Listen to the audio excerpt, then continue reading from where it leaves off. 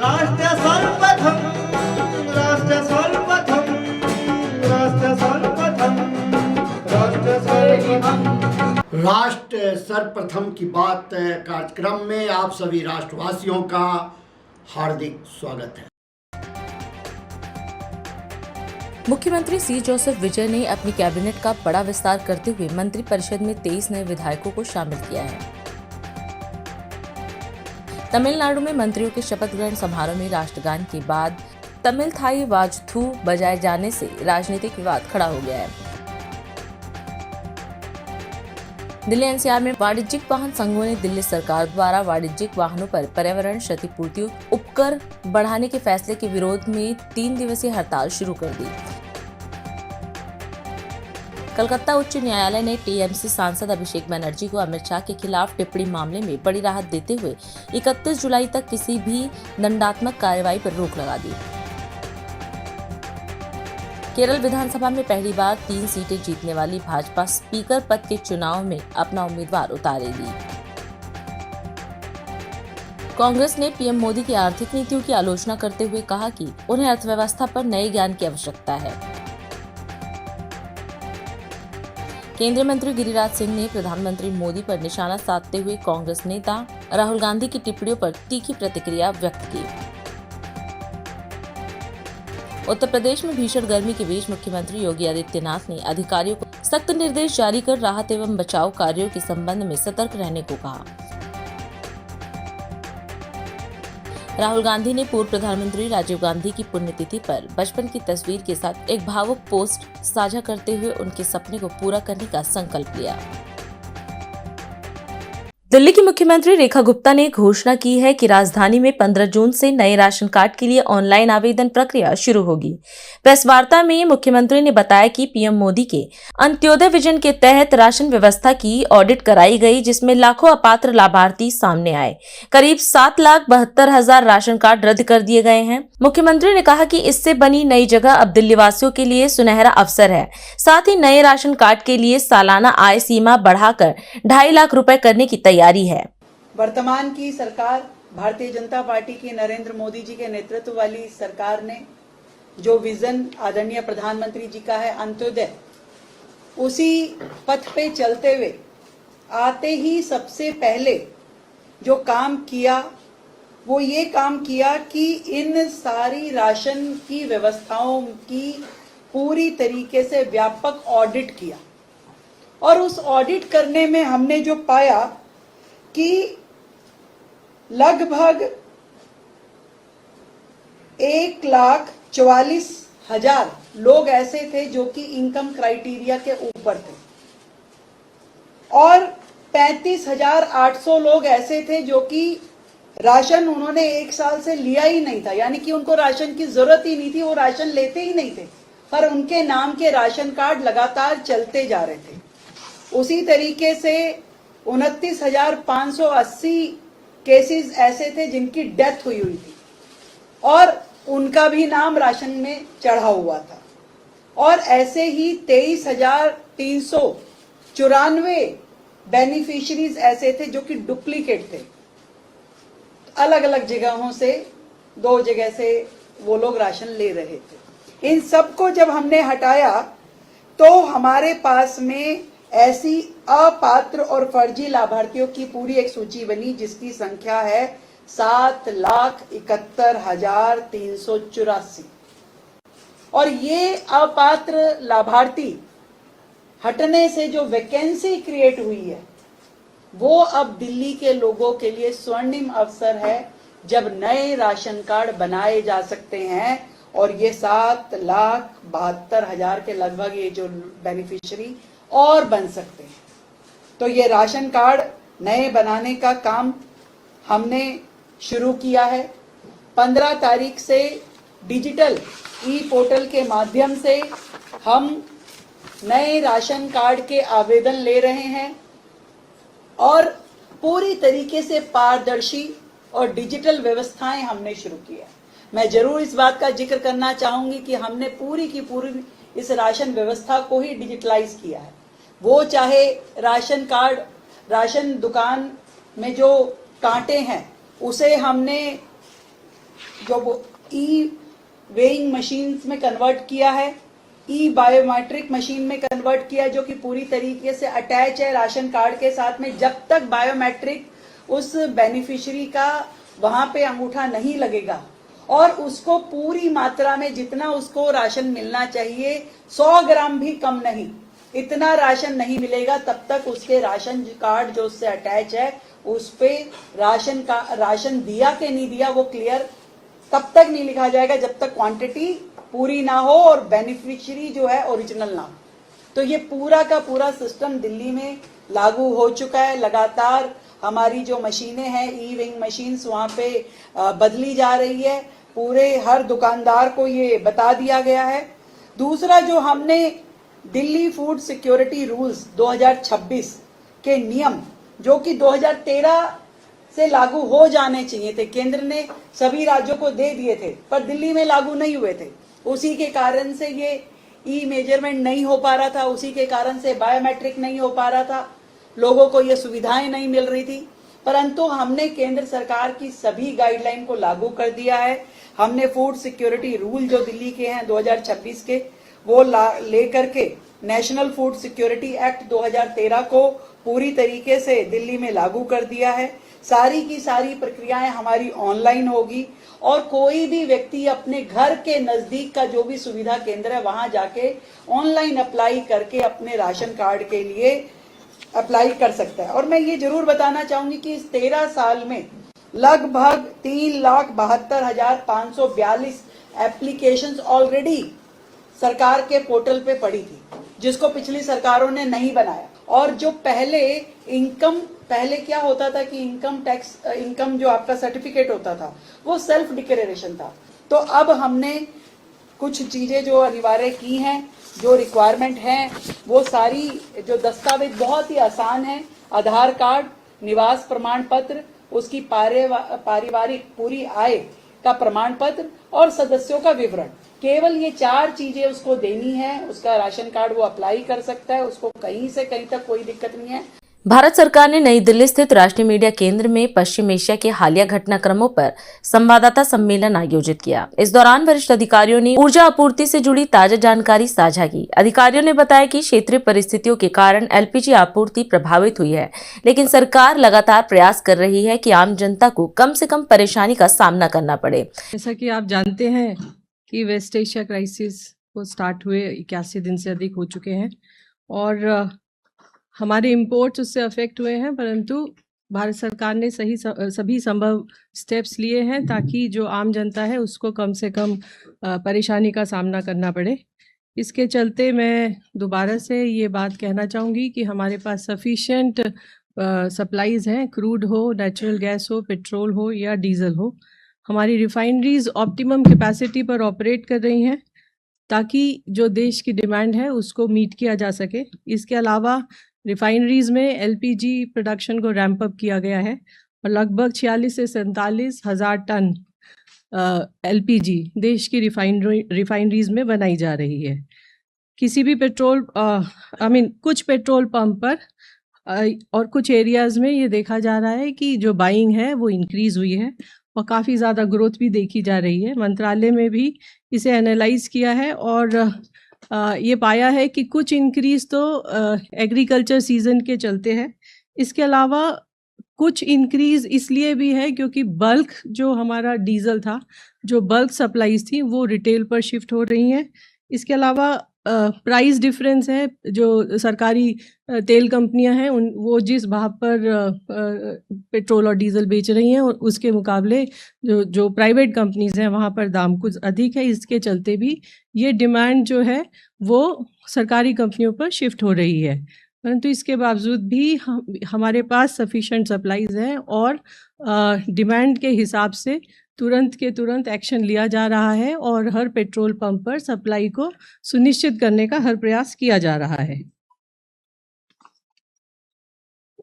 LPG cooking gas की supply भी यथावत है। इनफैक्ट पिछले 3 दिनों में 1,34,00,000 डिलीवरीज की गई हैं डोमेस्टिक एलपीजी सिलेंडर की और इसके अगेंस्ट जो बुकिंग है वो 1,32,00,000 है। और 96% ये जो डिलीवरी की गई है, इसकी 96% डिलीवरी विद DAC कोड की गई है। कमर्शियल LPG की सप्लाई 1 मई से लेकर अब तक लगभग 1,32,000 टन की गई है। पिछले 3 दिनों में भी 23,588 टन कमर्शियल LPG की सेल की गई है। इसी तरह पिछले 3 दिनों में ऑटो LPG भी 963 टन की सेल की गई है। 5 किलो के सिलेंडर्स की सेल पिछले 3 दिनों में लगभग 1,87,000 सिलेंडर है। इसके अलावा नेचुरल गैस के संबंध में मैं ये आपको बताना चाहूँगी कि मार्च के महीने से लेकर अब तक 7.64 लाख PNG कनेक्शंस को गैसीफाई किया गया है।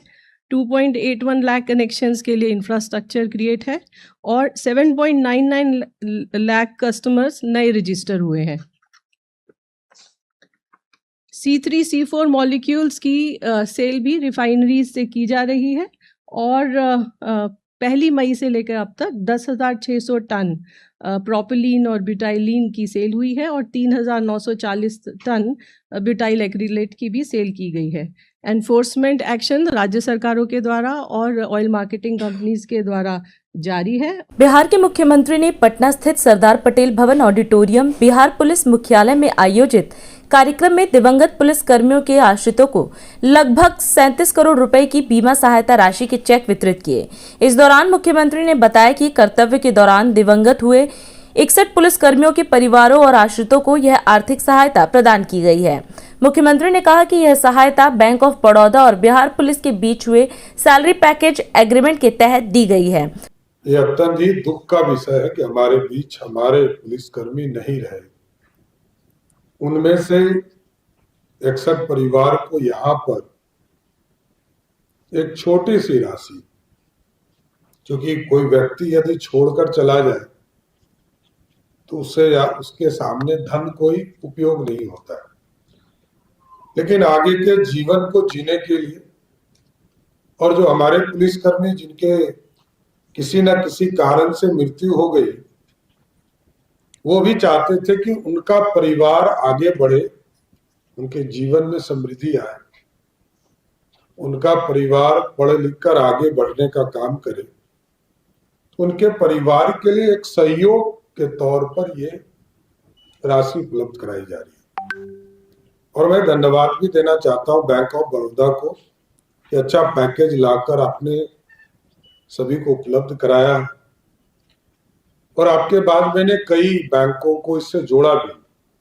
वही मैं अभी अरविंद जी को और लोकेश जी को मैंने कहा कि ऐसे कई कार्यक्रम होने चाहिए कई विभागों में, क्योंकि पुलिस बल एक लाखों की संख्या में हमारे पुलिस बल है और कई डिपार्टमेंट को मिलाएंगे तब इतने बल वहां उपलब्ध हो पाएंगे। तो इस पूरी प्रक्रिया में दूसरे विभाग को भी जो उनके यहाँ जिस भी बैंक के द्वारा समझौता हुआ है उसके माध्यम से उनको राशि उपलब्ध होनी चाहिए, क्योंकि जो अपने परिवार को छोड़कर चले गए किसी भी कारणवश तो उनके जीवन में खुशहाली रहे, ये बिहार की सरकार जरूर प्रयास करते रहेगी। हम लोगों का जरूर मानना है कि बिहार पुलिस पर जितना भी इन्वेस्टमेंट किया जाए वो कम है, क्योंकि पुलिस बल जितने मजबूत होंगे उतना सुशासन स्थापित होगा और सुशासन जब स्थापित होगा तो सभी सेक्टर में हमारे रास्ते खुल जाएंगे। बिहार आदरणीय पूर्व मुख्यमंत्री नीतीश कुमार जी ने बहुत प्रयास करके सुशासन न्याय के साथ विकास के रास्ते पर लाया है और आज प्रधानमंत्री जी चाहते हैं कि इस देश में विकसित भारत बने और बिहार समृद्धि की ओर जाए, तो इसका रास्ता भी सुशासन है। मैंने इसलिए भी सभी पुलिस वाले को कहा है कि आंख मूंद कर सुशासन स्थापित करने में सहयोग कीजिए, सुशासन स्थापित कीजिए और आपके परिवार आपके लोगों की चिंता सरकार करेगी। अभी समय है एक ब्रेक का, हम चलते हैं ब्रेक पर। आप कहीं जाए नहीं, छोटा सा ब्रेक। श्रेया फर्निशिंग लेकर आया है आपके लिए होम कलेक्शन, जिसमें आपको मिलता है upholstery fabric, designer curtains, home and office decoratives, carpets and sofa cover कम से कम दाम में कीर्ति नगर में आपके लिए उपलब्ध है। Kamal Buildtech Private Limited, fulfilling promises. With our professional team and experience of delivering projects, in past we guarantee you peace of mind and top quality work in an affordable price. और अधिक खबरों के लिए आप हमारे YouTube channel दैनिक India दर्पण को अभी सब्सक्राइब करें और नोटिफिकेशन के लिए बेल आइकन को प्रेस करना ना भूलें। राष्ट्र सर्वप्रथम की बात कार्यक्रम में ब्रेक के बाद एक बार फिर आप सभी राष्ट्रवासियों का स्वागत है। प्रधानमंत्री नरेंद्र मोदी को आज रोम स्थित संयुक्त राष्ट्र खाद्य एवं कृषि संगठन यानी FAO मुख्यालय में वर्ष 2026 के प्रतिष्ठित एग्रीकोला मेडल से सम्मानित किया गया। इस दौरान प्रधानमंत्री मोदी ने FAO के डायरेक्टर जनरल का आभार व्यक्त करते हुए कहा कि यह सम्मान केवल उनका नहीं बल्कि भारत के करोड़ों किसानों, पशुपालकों, मत्स्य पालकों, कृषि वैज्ञानिकों और श्रमिकों का सम्मान है। प्रधानमंत्री ने कहा कि यह पुरस्कार भारत की उस अटूट प्रतिबद्धता का प्रतीक है जिसके केंद्र में मानव कल्याण, खाद्य सुरक्षा और सतत विकास है। उन्होंने यह सम्मान देश के अन्नदाताओं को समर्पित करते हुए कहा कि भारतीय सभ्यता में कृषि केवल फसल उगाने का माध्यम नहीं बल्कि मनुष्य और धरती माता के बीच एक पवित्र संबंध का प्रतीक है। हमारे शानदार स्वागत और एग्रीकोला मेडल से सम्मानित करने के लिए मैं FAO के डायरेक्टर जनरल का हृदय से आभार व्यक्त करता हूं। भारत के प्रति उनके मित्रता भरे शब्दों और FAO में उनके वर्षों के योगदान के लिए मैं उनका अभिनंदन करता हूं। यह केवल मेरा सम्मान नहीं है, यह भारत के करोड़ों किसानों, पशुपालकों, मत्स्य पालकों, कृषि वैज्ञानिकों और हमारे श्रमिकों का सम्मान है। यह भारत की उस अटूट प्रतिबद्धता का भी सम्मान है जिसके केंद्र में मानव कल्याण, खाद्य सुरक्षा और सस्टेनेबल डेवलपमेंट है। मैं इस मेडल को अत्यंत विनम्रता के साथ स्वीकार करते हुए भारत के अन्नदाताओं को यह मेडल समर्पित करता हूं। फ्रेंड्स, भारतीय सभ्यता में कृषि केवल फसल उगाने भर का माध्यम नहीं है, इसे मनुष्य और मदर अर्थ के बीच एक गहरे पवित्र संबंध का दर्जा दिया गया है। भारत में कृषि जीवन की मूल धारा है, हमारी संस्कृति का अभिन्न अंग है, हमारे जीवन मूल्यों का प्रतिबिंब है। हमारे यहां धरती को मां कहा जाता है और किसान को धरती पुत्र की संज्ञा दी जाती है। हजारों वर्ष पुराने यही मूल्य आज भी हमारे प्रयासों की प्रेरणा है। फ्रेंड्स, हजारों वर्षों की सीख और भारत की कृषि परंपरा के साथ आज हमारा देश एग्रीकल्चर सेक्टर में साइंस, टेक्नोलॉजी और इनोवेशन ड्रिवन अप्रोच को लेकर आगे बढ़ रहा है। हम सिर्फ प्रोडक्शन बढ़ाने के लिए ही नहीं, एक ऐसा फार्मिंग इकोसिस्टम बनाने के लिए भी काम कर रहे हैं जो सस्टेनेबल भी हो, क्लाइमेट रेजिलिएंट भी हो और फ्यूचर रेडी भी हो। और इसलिए पूरे भारत में साइंटिफिक एग्रीकल्चर को मिशन मोड में आगे बढ़ाया जा रहा है। सॉइल हेल्थ कार्ड की मदद से हम किसानों को मिट्टी की साइंटिफिक टेस्टिंग और न्यूट्रिएंट बेस्ड गाइडेंस दे रहे हैं।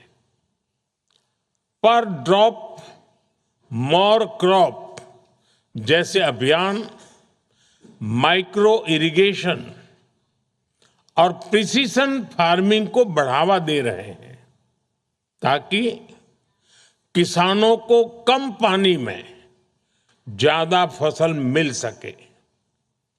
फ्रेंड्स, टेक्नोलॉजी आज इंडियन एग्रीकल्चर की नई ताकत बन रही है। एग्रीस्टैक जैसे digital public infrastructure, AI based advisory systems, drones, remote sensing technologies और सेंसर बेस्ड मशीनरी भारत में खेती को स्मार्टर और डेटा ड्रिवन बना रहे हैं। केंद्रीय वाणिज्य एवं उद्योग मंत्री पीयूष गोयल ने भाजपा मुख्यालय में प्रेस वार्ता को संबोधित करते हुए प्रधानमंत्री नरेंद्र मोदी की हालिया विदेश यात्रा को ऐतिहासिक बताया। उन्होंने कहा कि 5 दिनों में 5 देशों की यात्रा के दौरान भारत ने वैश्विक मंच पर अपनी मजबूत पहचान छोड़ी है। विभिन्न देशों में प्रधानमंत्री मोदी का भव्य स्वागत हुआ और भारतीय प्रवासियों ने भी उनका जोरदार अभिनंदन किया। पीयूष गोयल ने कहा कि इस यात्रा के दौरान भारत को अंतर्राष्ट्रीय स्तर पर बड़ा सम्मान मिला, जिसमें 2 देशों और संयुक्त राष्ट्र के खाद्य एवं कृषि संगठन यानी FAO द्वारा प्रधानमंत्री मोदी को सम्मानित किया जाना शामिल है। उन्होंने बताया कि इस दौरे में 57 महत्वपूर्ण समझौतों पर हस्ताक्षर हुए हैं, जिनमें संयुक्त अरब अमीरात की ओर से भारत में 75 से 100 अरब डॉलर निवेश की प्रतिबद्धता भी शामिल है।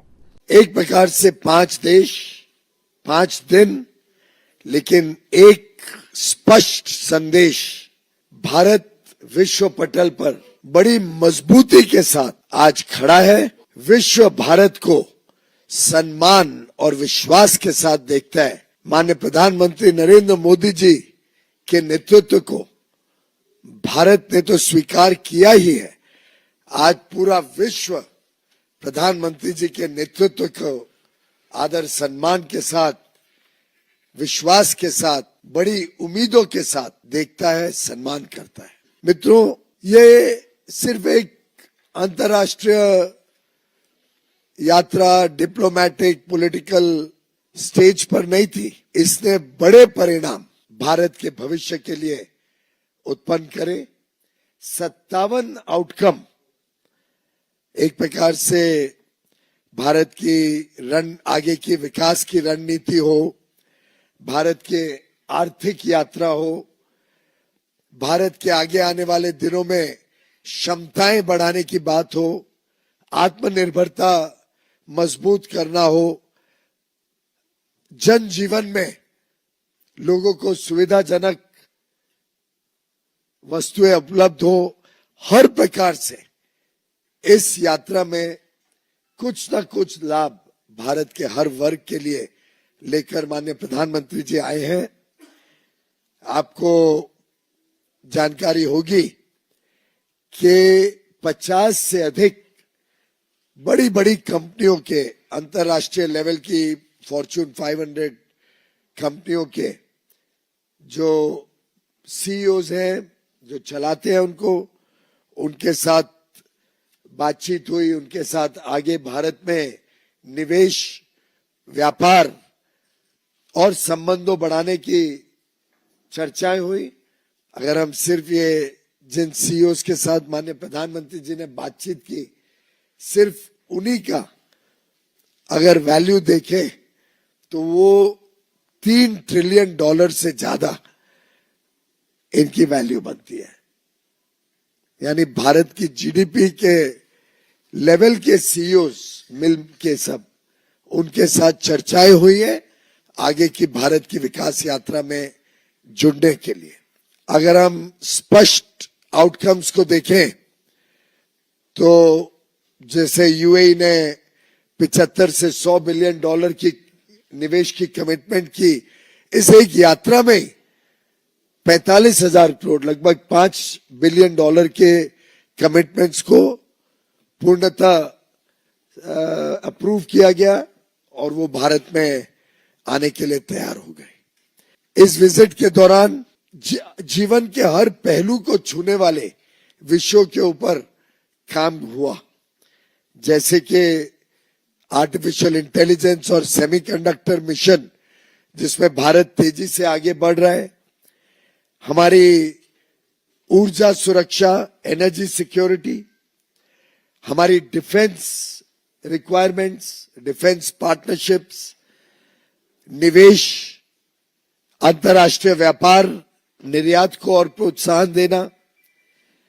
भारत में एलपीजी उपलब्ध हो और हर एक घर तक हम एलपीजी पर्याप्त पहुंचा पाए, उसको सुरक्षित करने की यूएई के साथ जो करार किया गया है, जो भारत में स्ट्रेटेजिक पेट्रोलियम रिजर्व्स एसपीआर को बढ़ाने के लिए 30 मिलियन टन का स्ट्रेटेजिक रिजर्व बढ़े, उसमें यूएई की साझेदारी, टाटा इलेक्ट्रॉनिक्स और एएसएमएल जो विश्व की एक सेमीकंडक्टर इक्विपमेंट बनाने वाली एक बहुत ही नामी कंपनी है, उसके साथ जो पार्टनरशिप तय हुई, जिससे 300 सेमिकॉन फैब्स की फैक्ट्री भारत में बनाई जाएगी। हलवारा एयरपोर्ट से उड़ानें शुरू होने के बाद पहली बार मुख्यमंत्री भगवंत मान आम आदमी पार्टी के राष्ट्रीय संयोजक अरविंद केजरीवाल के साथ एयरपोर्ट टर्मिनल का दौरा करने पहुंचे। इस दौरान मीडिया से बातचीत करते हुए सीएम मान ने कहा कि इस टर्मिनल के निर्माण और जमीन खरीद पर लाखों रुपए खर्च किए गए हैं। उन्होंने कहा कि टर्मिनल बेहद शानदार बनाया गया है और इसके शुरू होने से लोगों को बड़ी सुविधा मिलेगी। सीएम मान ने लुधियाना की जनता को एयरपोर्ट टर्मिनल की शुरुआत पर बधाई भी दी। सीएम मान ने कहा कि सरकार स्वतंत्रता सेनानियों और महान संतों की विरासत का सम्मान करने के लिए प्रतिबद्ध है। उन्होंने बताया कि मोहाली एयरपोर्ट का नाम शहीद भगत सिंह और आदमपुर एयरपोर्ट का नाम श्री गुरु रविदास महाराज जी के नाम पर रखे जाने के बाद अब हलवारा एयरपोर्ट का नाम शहीद करतार सिंह सराभा के नाम पर रखा जाना चाहिए। लगभग 58 लाख रुपया ਜਿਹੜਾ इस बिल्डिंग ਨੂੰ ਬਣਾਉਣ ਤੇ ਜ਼ਮੀਨ ਨੂੰ ਦੇਣ ਤੇ ਲੱਗਿਆ ਤੇ ਬਹੁਤ ਸੋਹਣੀ टर्मिनल की बिल्डिंग बनी है। शहीद करतार सिंह सराभा एयरपोर्ट का असी लिख के दिता हुआ सेंटर में, सानू उम्मीद है कि जिमें शहीद भगत सिंह इंटरनेशनल एयरपोर्ट मोहाली हो गया, गुरु रविदास जी इंटरनेशनल एयरपोर्ट आदमपुर हो गया, गुरु Ramdas ji airport international airport Amritsar साहब हो गया, तो इनू करतार सिंह सराभा जी के नाम पर किया जाए। असी ऑलरेडी विधान सभा भी मता पास करके भेजा, वैसे भी डीओ लैटर जोड़े ने शहरी हवाबाजी मिनिस्ट्री में भेजे हुए हैं, तो मैंने उम्मीद है कि जल्दी इसका नामकरण जोड़ा वो कंप्लीट हो जाए। मैं अभी दो दिन के दौरे पे आया हूँ पंजाब। अगले 2 दिन में मान साहब के साथ और पंजाब की सीनियर लीडरशिप के साथ चुनाव की तैयारियों को लेके कई सारी सीरीज़ ऑफ मीटिंग्स हैं। मुझे पूरा विश्वास है कि आने वाले असेंबली इलेक्शंस में आम आदमी पार्टी अपना पिछला रिकॉर्ड भी तोड़ेगी। हम बहुत अच्छा करेंगे क्योंकि 4 साल के सरकार चलाने के बाद आज पूरे पंजाब के अंदर आम आदमी पार्टी को लेके बहुत पॉजिटिविटी है। नहीं तो 4 साल पंजाब में सरकार चलाने के बाद एक एंटी इनकम्बेंसी होती है, आज एंटी इनकम्बेंसी नहीं प्रो इनकम्बेंसी है। लोग हमारे कामों की बात कर रहे हैं, लोग कह रहे हैं कि बिजली फ्री कर दी, लोग कह रहे हैं कि वो जो नहरी खाल है वो बना के खेतों तक पानी पहुंचा दिया। पहले किसानों को रात को बिजली आती थी, दिन में बिजली आने लग गई। 10-10 लाख रुपए का इंश्योरेंस हो गया। सड़कें बहुत बड़े स्केल के ऊपर बन रही है, प्लेग्राउंड्स बन रहे हैं और अब 1-1 हज़ार रुपये अगले कुछ दिनों में महिलाओं के खातों में आने। इतना सारा काम कभी किसी सरकार ने नहीं किया, तो लोग बहुत खुश हैं। और मैं विपक्ष के पास कोई मुद्दे नहीं बचे, तो मैं समझता हूँ आने वाले चुनाव में हम अच्छा करेंगे। और अधिक खबरों के लिए आप हमारे YouTube चैनल दैनिक इंडिया दर्पण को अभी सब्सक्राइब करें और नोटिफिकेशन के लिए बेल आइकन को प्रेस करना ना भूलें। आज हम इस कार्यक्रम में आपसे विदा लेते हैं। आप अन्य खबरों के लिए बने रहे। राष्ट्र सर्वप्रथम, वंदे मातरम, जाग उठा है भारत। राष्ट्र सर्वप्रथम। राष्ट्र सर्वप्रथम राष्ट्र सर्वप्रथम राष्ट्र सर्वप्रथम